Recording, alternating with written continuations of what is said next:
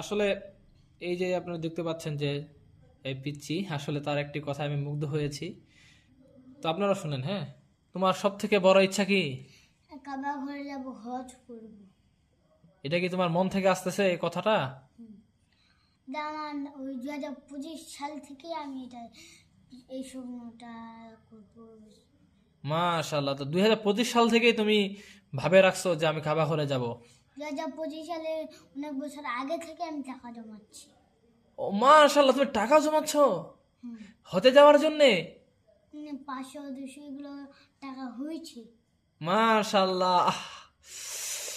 আসলে এটা কোনো মানে এমনটা না যে আমি ভিউ পাওয়ার জন্যে বা এমনি আমি দেখানোর জন্য শুধু হ্যাঁ, এই ভিডিওটা করতেছি, এমনটা না। আসলে এটা তার মনের কথা, কিন্তু আমিও আসলে অনেক মুগ্ধ হয়েছি। তো তোমার বাবা মা জানে তুমি যে টাকা জমাচ্ছ? জানে? ইস, এমন স্পৃহা যদি বাস্তবে আমাদের থাকতো, কত মানুষ যে হজ করতে পারতো এমন স্পৃহার দ্বারা।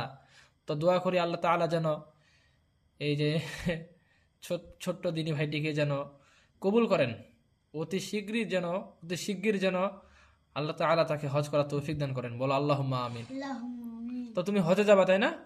আমার জন্য দোয়া করিও ইনশাআল্লাহ। কবে হজে যাবা? যখন 1 লাখ টাকা হয়ে যাবে। 1 লাখ টাকা হয়ে যাবে? হুম। আমার যতটা বিশ্বাস, তুমি এই যে একটা ইচ্ছা করছো হজে যাওয়ার, এই ইচ্ছাটা তুমি রাখবা আর আল্লাহ তাআলার কাছে দোয়া করবা। আমার যেটা মন বলে, আমার বিশ্বাস যে আল্লাহ তোমাকে, এই ছোট আছো না, এই ছোট অবস্থায় তোমাকে হজের ব্যবস্থা করে দিবেন। আল্লাহ কবুল করে, বলো আল্লাহুম্মা আমিন। আল্লাহুম্মা